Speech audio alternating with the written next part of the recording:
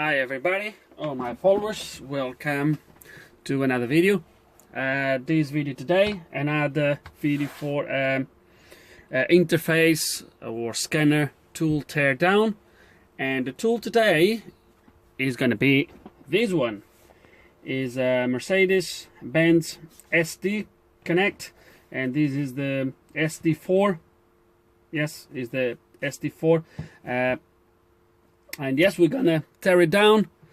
Let's gonna see the insides. Let's gonna see what is missing, what is not missing. Let's gonna see the overall quality of the tool, and yeah, and we'll go from there. So, in order to open this tool, to start with, you have two bolts here at the end that covers the batteries, the battery cover, and this is the first ones we're gonna remove. And once you have undone these bolts, it just opens like that. And on this side, we do have as you can see in here, we have the SD card slot. We have the wireless card in case if you have the wireless version. I'm going to just slide it out, which is just a PCMCA card. There we go. In case, like I said, in case you have the SD, the wireless version. If you don't, obviously you're gonna have an empty slot. And then over here on the side we have the battery cover, okay, which I'm gonna also remove. And the battery cover is removed. I think this takes about 6 batteries or 8 AA batteries, I think it is. You don't need the batteries on this. I run this without batteries. The only time you need batteries, if I'm not mistaken, is if you want to do software, firmware upgrades and stuff like that on the tool itself. Otherwise you don't need them. From what I've read, and someone that might knows better can actually comment below. From my research, you are not even supposed to use batteries on clones because they don't deal very well with them. But I never really. I mean, as soon as you unplug it in, you have a connection. Obviously, it would be nice to have the batteries on, and you could basically, what happens sometimes is when you are using this tool or any other tool. This tool, because it's wireless, is not taking power from the computer, so it's only taking power from the car. So if, for example, you crank the engine and the battery falls below a certain voltage, this tool will restart. And I've seen it. I don't like that. I don't like when that happens. So it is a little bit of a thing. Having the batteries will be nice, because it would keep the tool running properly, even if the battery would drop during cranking. So my research is that you're not supposed to have batteries on this, so I don't have batteries on this. Never try the batteries, so don't know exactly what happens, but I believe the tool would just power on and off, simply as that, really. Let me know below if you have a different experience. That's the one I have. The next thing we're going to remove, I'm not sure, yes, it's going to be this side. So you have another 2 screws here that we're going to have to remove in order to take this cover. Okay, so it's been removed. Now this side of the tool, I think is connected through a pin plug inside on the other side, if I'm not mistaken, and therefore I'm not gonna take this just yet. I'm gonna take this cover off here first. There is 3 screws here that we're gonna remove, and this cover should come out, so we're gonna take that first. Okay, so we'll remove this side, which exposes the 3 boards. I must say, I haven't talked about it yet. I must say I'm quite happy so far with the quality of the assembling. All this spongy material here on both sides, as you can see. So I'm quite happy with that. The rubber, these rubber caps, they feel really strong. I must confess that. I've never mentioned that at the start. It feels really strong. quite good material. I don't know if this is supposed to be this sort of rubbery stuff, but I'm quite happy with it. It does come with the hand strap as well, obviously, and everything else feels fine. I mean, the aluminum case feels good. Everything feels absolutely fine. Once you take the screws on this side, which I don't think you need to take this cap, but well, we just did. You take these 3 on this side, and the internals are supposed to slide out like that, very slowly, because you have a ribbon cable here that I believe it connects to the buttons. So we're gonna have to open that.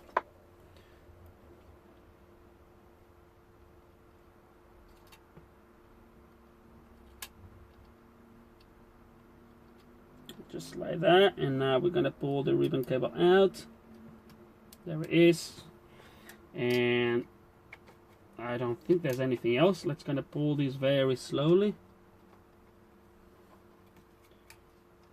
There's something else. No, there isn't. No, there isn't. So it should come out okay. So there we go. So as I said, the ribbon cable actually is not for the buttons. It's for these LEDs. For the LEDs. No, it's for the buttons. Sorry guys, it is for the buttons. I was mistaken. So it goes through there. Oh, sorry guys. It goes through there, through the aluminum, and goes into these 4 buttons here. These buttons, I didn't take you through, but these buttons, you can reboot the tool. It gives you some information about the tool, about the voltage, connections, and stuff like that, that you can navigate through some menus. So it's what they do. So yeah, let's gonna put this to the side. Okay, so here, this comes out, and let me see how this connects. Oh, connects on a plug over there, the battery slot. Let me take that here. Okay, and now this should come out. Yes, it does. Okay, so the battery slot, from my understanding, this is supposed to be, so obviously it takes the batteries, the voltage, but it does also have something here that in my case is empty. So as you can see, it looks like it's supposed to have some sort of temperature sensor, maybe. Perhaps a temperature sensor, not really sure. It looks like a temperature sensor that's supposed to be here, which is not in this case. So a downside here for the batteries.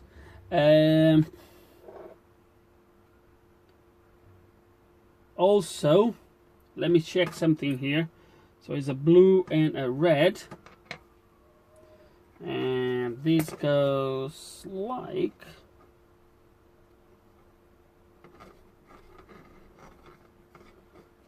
let me see something here guys. Blue and red. So yeah, so as I look here where it plugs in, so it plugs on these white pins here, and looking at this side, the batteries is the blue and red, as you can see in there. Blue and red. The other ones is the 3 wires that goes into the middle.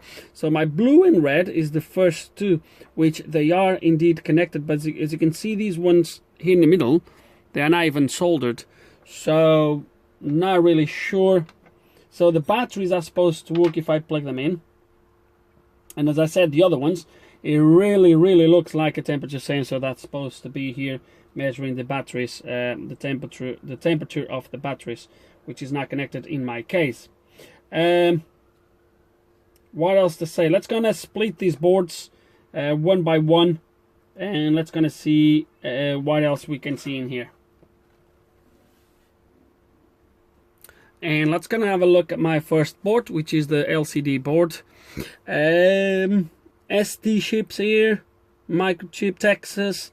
So an ST here, an STM32F. So it's like branded chips. Soldering quite good, I would say. The other capacitors, there's nothing missing on this board.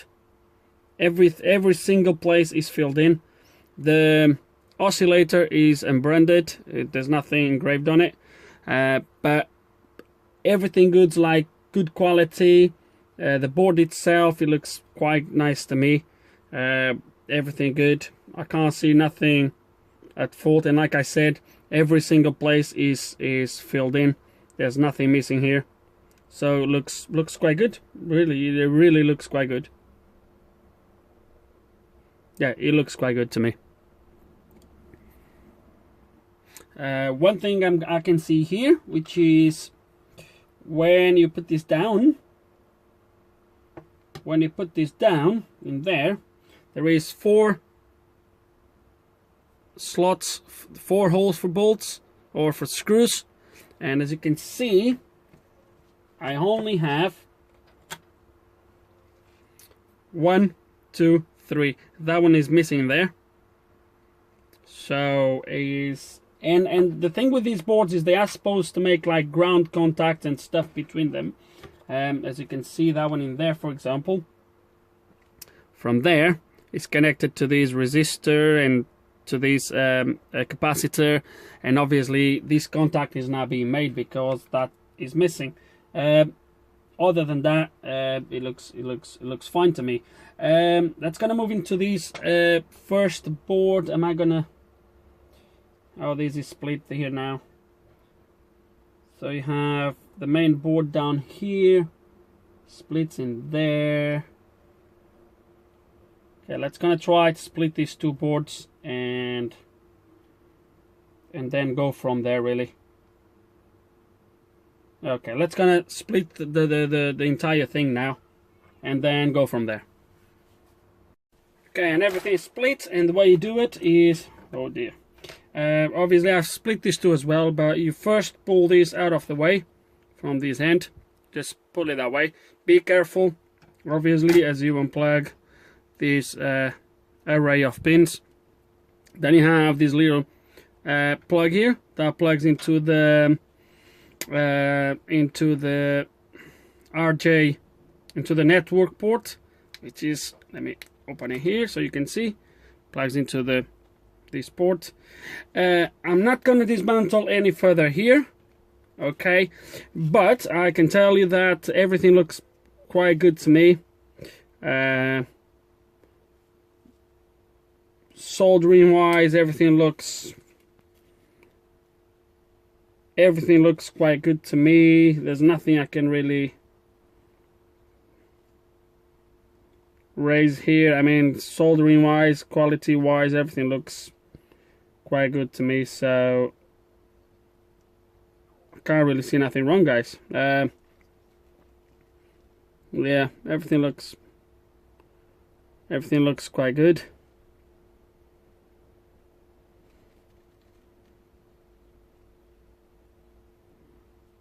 So yeah, as for the boards, to split the boards, you have 4 screws here, 1, 2, 3, and 4.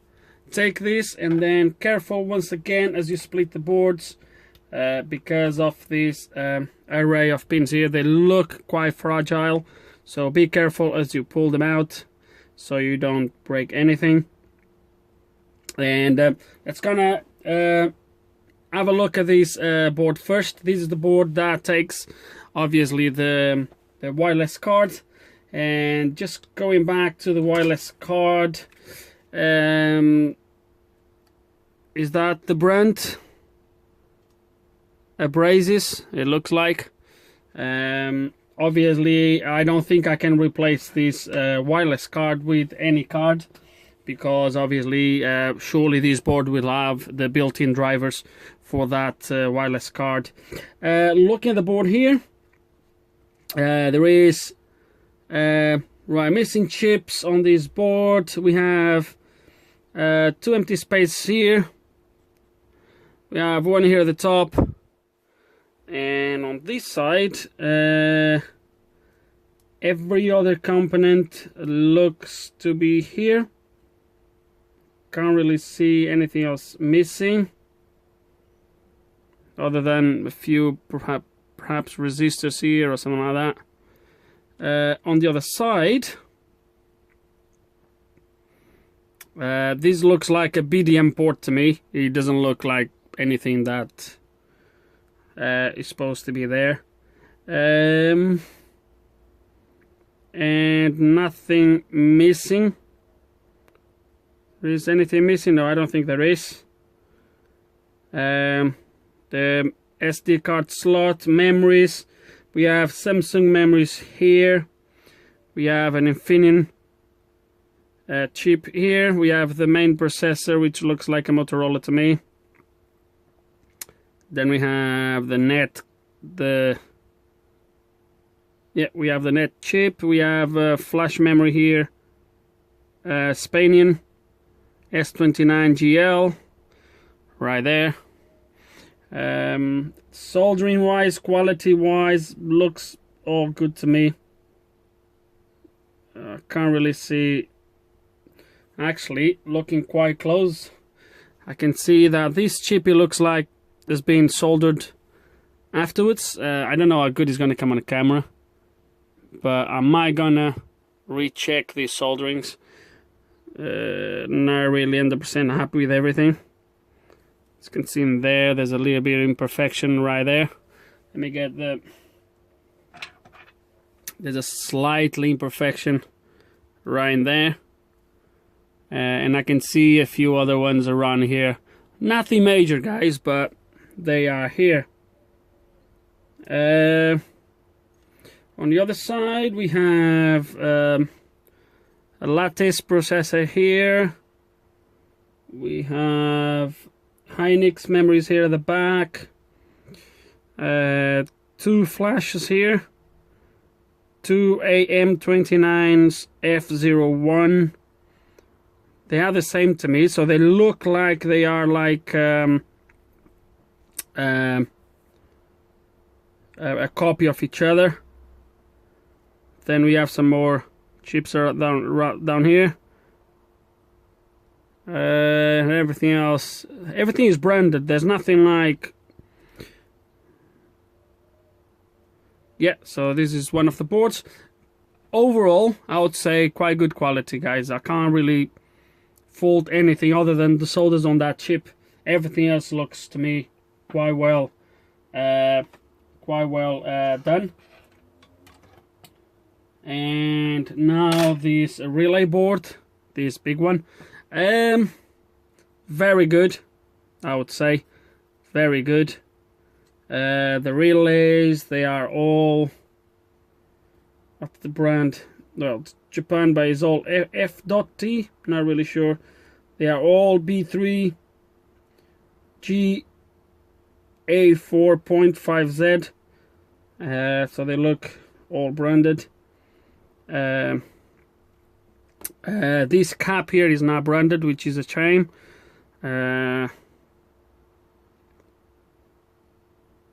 Missing chips, we have some miss here in this corner. No, oh sorry guys, in this corner here. Everything else is populated. There's nothing else missing. On the other side, we have a PIC 18F8680, so a microchip processor here. Another PIC here, the PIC 18F252. Then we have a maximum chips here, Philips, NXP, Philips over there, and Natmel EEPROM, which obviously has been, this one you can easily see that has been soldered afterwards. It's easy to see. This is one of the things that contains information that is important to be modified for clone tools. So I can easily see that that's been obviously done after. It's a Natmel ATA 66662C, I think it is. Looks like. What else we have here? Yeah, as for populating, everything is populated on this side. Let me see if there's anything missing. No, there isn't. Everything is here. Absolutely everything is here, guys. In here, you can see was room or was pads for a different type of chip. They went for these ones, so not really sure which ones would be the best ones, but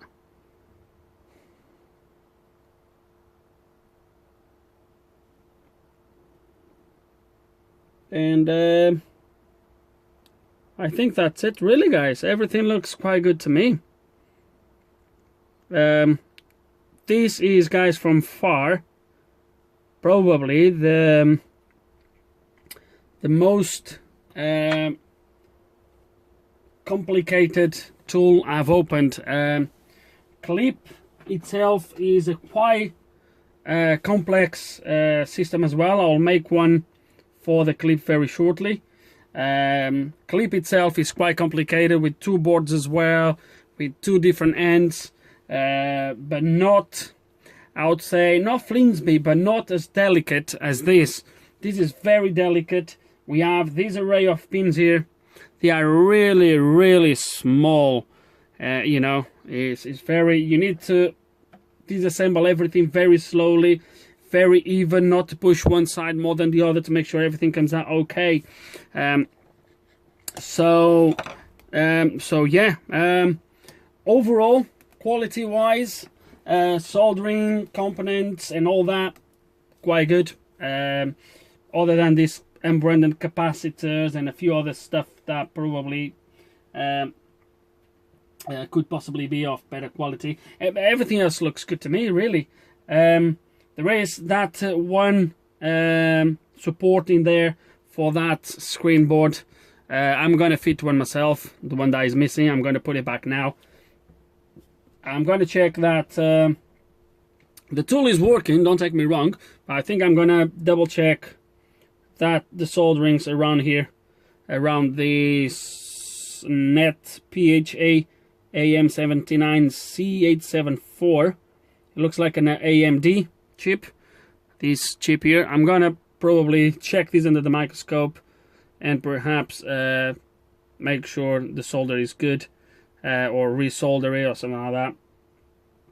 But no, guys, overall looks really good. Not a bad tool. Not sure if they are all like this. Unfortunately, in this case, I don't have another tool to compare, so I can't really say if they are all supposed to be like this. I haven't researched before to this, so can't really tell as well. But the only thing that is a shame that I don't know of is obviously whatever is missing here. Okay, it's a shame that is like that, but possibly even if I put batteries on this, possibly it would work even without this temperature sensor in there. Is probably not important, I would say. Audio looks like a temperature sensor. So overall, I'm very happy with the tool, with the quality, with the components, everything else, and the fact that there's very, very few chips missing, as I've showed you. And just to recap, these ones here in the corner, I don't even know what they would be for, to be fair with you guys. This side is all populated, and then on this main board, as it's called, as it says in there, main version 1, on this main board, we do have only on this side, we have one chip missing there, and we have one missing over there, which once again I would not know what they were for. And then you have a resistor or a capacitor. That was a capacitor for sure, because it says in there C253, so that would be a capacitor. That I'm not really sure. So other than a few small things that are missing, so yeah, that and that. So overall, I'm quite happy with with the quality. It was the first time I've opened this tool, and I'm sharing that with you guys. So I think that's it really. I'm just gonna double check everything and assemble the tool back on. And I think that's it for this video, guys. Let me know what you think below, if you have any other opinions, if you have any thoughts. And I think that's it for this tool, guys. So if you buy a tool, you might not know until you open it, but I presume a good quality clone would be something like this. And that's it. Let's gonna wrap this up, guys. What to say? Hope you enjoyed the video. If you do have any questions, any comments, well, you know, put them below. And like always, thank you so much for watching.